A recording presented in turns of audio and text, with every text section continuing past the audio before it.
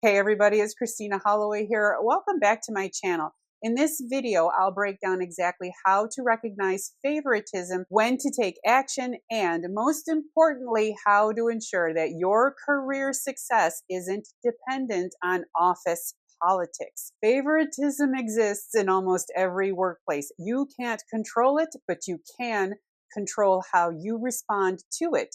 And that's what we're going to talk about today. If that sounds helpful, stick around. And if you're new here, I post weekly leadership and career advice to help you grow professionally, so be sure to subscribe. Section 1. Is it favoritism or just strong relationships? Before jumping to conclusions, it's important to understand that not every close work relationship is favoritism. Sometimes what looks like unfair treatment is actually the result of trust, rapport, or long-term working relationships that have naturally developed.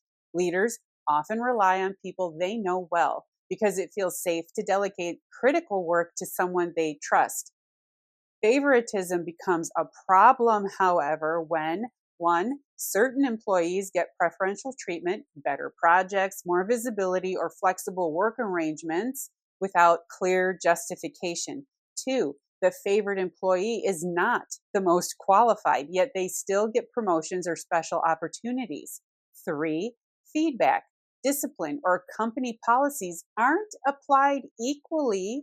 For example, one person is allowed to bend the rules while others are held to strict standards. 4. Other employees are excluded from growth opportunities because a leader consistently gives them to the same person. So, how do you know if favoritism is happening to you? The key is to look at patterns. One instance of someone getting a great project isn't favoritism, it's normal.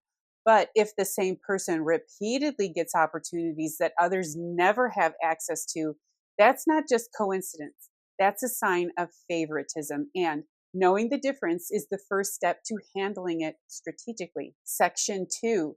3 strategies to handle favoritism professionally. Now that we understand how to recognize favoritism, the next step is figuring out what to do about it. The biggest mistake people make is responding emotionally, venting to colleagues, becoming disengaged, or letting resentment build. That only hurts you. Instead, here's how to handle favoritism professionally and strategically. Number 1, focus on what you can control. Build your own visibility. The harsh truth is that favoritism is often outside your control, but that doesn't mean you should accept being overlooked. Instead of fixating on what others are getting, shift your energy toward making yourself visible. Start by documenting your achievements. Keep track of your wins, major contributions, and positive feedback from clients or other teams. If favoritism is limiting your opportunities, you'll need a clear record of your impact when advocating for yourself. Next, seek out other champions in the organization. If your direct manager is playing favorites, look for ways to gain visibility with other leaders. Volunteer for cross-functional projects. Network within your company, and find mentors who can help you build influence outside of your immediate team. The more people who recognize your value, the less dependent your success is on any one manager. Favoritism can limit your opportunities in one department, but if you build relationships strategically, it won't stop your career growth altogether. Number 2, address it, but do it the right way. If favoritism is affecting your ability to succeed, you may need to address it, but how you do it matters. Walking into your boss's office and saying, "I think you're playing favorites," is not going to go well. Instead, the best approach is to focus on your growth, not the unfairness. Here's how to frame the conversation. 1, keep it professional. I've noticed that high visibility projects tend to go to the same people. I'm interested in taking on more responsibility. What would you recommend as the best way for me to be considered? 2, ask for guidance, not confrontation. Are there specific skills or experiences I should be working on to be considered for these types of assignments? Number 3, focus on the future. I'm eager to contribute at a higher level. What steps can I take to get there? By framing the conversation around your development rather than favoritism, You show initiative instead of resentment. Sometimes leaders don't even realize they're favoring certain employees, and this approach can nudge them to be more aware. The key is to express interest in opportunities, not complain about unfairness. That keeps you in a strong professional position. And look, they can give you excuses. They're not going to admit, yeah, actually, I am playing favorites. Thank you for noticing.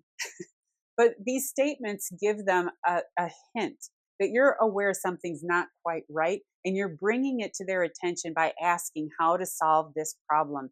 It's very subtle, but these statements help you get your point across. Also, make sure to add statements like these to your communication toolkit. You can find the link in the description below. Number 3, know when to move on. Unfortunately, not all workplaces are fair. If favoritism is deeply ingrained in the culture and no amount of professionalism or performance is changing the situation, you may need to consider your long-term options. Ask yourself, is favoritism preventing me from growing in my career?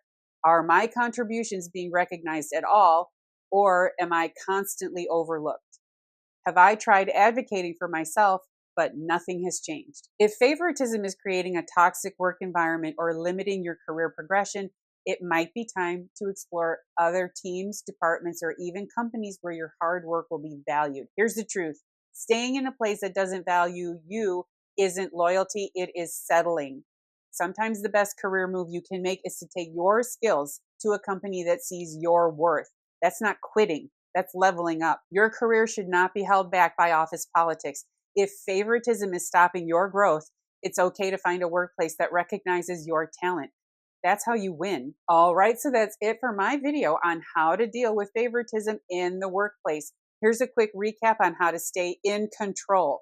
First, recognize the difference between favoritism versus strong work relationships. Patterns matter. Focus on what you can control by documenting your wins and expanding your visibility beyond one manager. If favoritism is limiting your opportunities, address it professionally. Frame it around your growth, not unfairness. And if all else fails, know when it's time to move on. Your talent deserves to be recognized. Now, I want to hear from you. Have you ever dealt with favoritism at work? How did it impact your career? Did you speak up, find a way around it, or did you decide to move on?